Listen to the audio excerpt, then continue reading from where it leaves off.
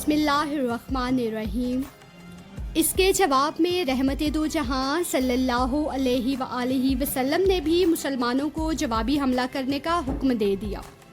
دونوں جانب سے تابڑتوڑ حملے شروع ہو گئے۔ گھمسان کی جنگ میں اللہ تعالیٰ کی مدد سے مسلمان مکہ کے سرداروں کی فوج کو شکست دینے میں کامیاب ہو گئے۔ اس جنگ میں صرف 14 مسلمان شہید ہوئے، جبکہ سرداران مکہ کی فوج کے 6 بڑے سرداروں سمیت 70 لوگ مارے گئے اور 70 ہی گرفتار ہوئے اور دشمن کا بے شمار مال و اسباب بھی ہاتھ آیا، عبداللہ نے بتایا۔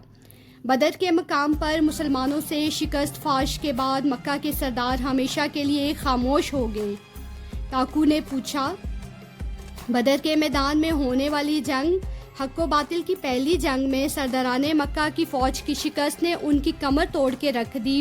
مکہ کے لوگ ابھی شکست کے صدمے سے دوچار تھے۔ مدینہ میں بسنے والے ایار مکار یہودی قوم کی ایک سردار کعب بنی اشرف اپنے 40 جنگجو ساتھیوں کے ساتھ مکہ آیا اور سرداران مکہ کو تسلی دی اور ان کا حوصلہ بڑھایا کہ تم لوگ دوبارہ مدینہ پر حملہ کرو۔ ہم مدینہ کے اندر رہتے ہوئے محمد صلی اللہ علیہ وآلہ وسلم کے ساتھ کیے گئے معاہدے کو توڑ کر تمہاری بھرپور مدد کریں گے اور مسلمانوں کو شکست فاش سے دوچار کریں گے۔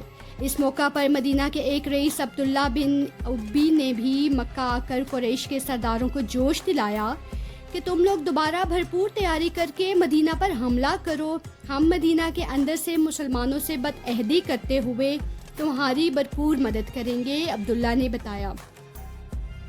کیا مکہ کے سرداروں نے مدینہ کے یہودیوں کی پیشکش قبول کر کے مسلمانوں کے خلاف جنگ کا پروگرام بنایا؟ راکون نے پوچھا۔ مکہ کے سرداروں کو جنگ بدر میں شکست کا اتنا بڑا داغ لگا تھا کہ وہ ابھی اس داغ کو کسی طرح سے دھونا چاہتے تھے، اس لیے انہوں نے یہودیوں کے سردار کعب بن اشرف اور مدینہ کے سردار عبداللہ بن ابی کی جانب سے بھرپور مدد کی پیشکش قبول کرتے ہوئے صرف 1 سال بعد مسلمانوں کے خلاف دوبارہ جنگ کرنے کا فیصلہ کیا۔ یہ جنگ کب اور کہاں ہوئی؟ باکو نے سوال کیا۔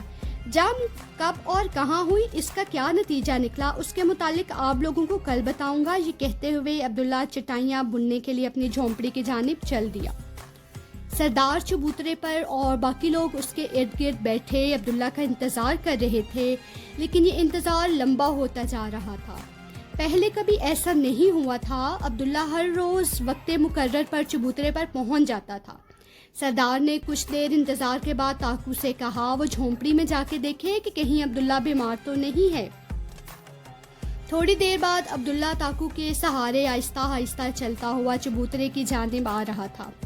چبوترے کے قریب پہنچ کر اس نے معمول کے مطابق ہاتھ ہلا کر لوگوں کا حال معلوم کیا، لیکن آج اس کی آواز میں کمزوری صاف محسوس کی جا سکتی تھی۔ سردار نے عبداللہ سے حال و حوال پوچھا تو عبداللہ نے بتایا کہ کل چٹائیاں بنتے ہوئے ایک چھوٹے سے کیڑے نے اسے کاٹ لیا تھا۔ میں نے اس کی کوئی پرواہ نہ کی اور اپنے کام میں لگا رہا، لیکن کچھ دیر بعد کیڑے کے زہر نے اثر دکھانا شروع کر دیا اور مجھے بخار ہو گیا۔ بخار رات بھر تیز رہا اور میں بخار میں مبتلا رہا، جس کی وجہ سے طبیعت بہت خراب ہو گئی، اس لیے آج وقت پر چبوترے پر نہیں آ سکا۔ یہ سن کر سردار نے ساگو سے کہا کہ سامنے پتھروں کے قریب اگی ہوئی جڑی کے پتے توڑ کر لے آؤ۔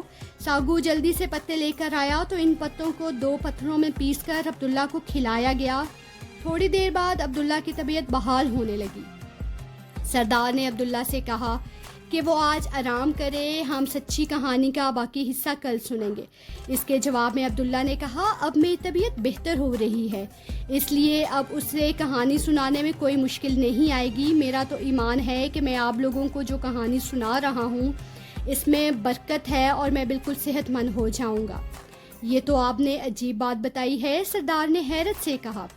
میں کل بتا رہا تھا کہ عبداللہ نے اپنی بات کا آغاز کرتے ہوئے کہا، جنگ بدر میں مسلمانوں سے شکست کھانے کے بعد مکہ کے سردار اس ناکامی کا بدلہ لینے کے لیے سخت بے چین تھے۔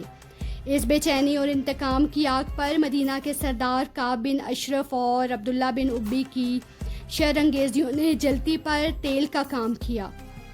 مکہ کے سرداروں نے ارد گرد کے قبائل سے جنگجو اکٹھے کیے اور زیادہ سے زیادہ سامان جنگ جمع کر لیا اور ابو سفیان کی سپہ سالاری میں مدینے پر حملے کے لیے پیش قدمی شروع کر دی۔ مسلمانوں کو جب اہل مکہ کی جانب سے جنگ کے لیے پیش قدمی کا پتہ چلا تو انہوں نے کیا جواب دیا؟ تاکو نے پوچھا۔ رحمت دو جہاں صلی اللہ علیہ وآلہ وسلم کو جب پتہ چلا کہ سرداران مکہ 3000 مسلم جنگجوؤں کے ساتھ مدینہ پر حملہ آور ہونے کے لیے روانہ ہو چکے ہیں تو انہوں نے اپنے جان نثار صحابہ کو مشورے کے لیے جمع کیا۔ کچھ صحابہ نے عبداللہ سے ابھی اتنا ہی کہا تھا کہ راکو نے پوچھا صحابہ سے کیا مراد ہے؟ صحابہ دراصل لفظ صحابی کی جمع ہے۔ صحابی کا معنی ہے ساتھی۔ رحمت دو جہاں صلی اللہ علیہ وآلہ وسلم کے وہ ساتھی جو آپ صلی اللہ علیہ وآلہ وسلم پر ایمان لائے، دل و جان سے آپ کا ہر موقع پر ساتھ دیا اور ایمان ہی کی حالت میں فوت ہوئے، انہیں صحابہ کہا جاتا ہے۔ عبداللہ نے لفظ صحابہ کا مطلب بتانے کے بعد اپنی بات دوبارہ شروع کرتے ہوئے کہا، کچھ صحابہ نے رائے دی کہ دشمن کی فوج کا مقابلہ مدینہ شہر کے اندر رہ کر کیا جائے۔ کچھ جوش و جذبے کے ساتھ اس خواہش کا اظہار کیا کہ دشمن کا مقابلہ شہر سے باہر نکل کر کھلے میدان میں کیا جائے۔ ابھی یہ باتیں ہو رہی تھیں کہ نماز عصر کا وقت ہو گیا۔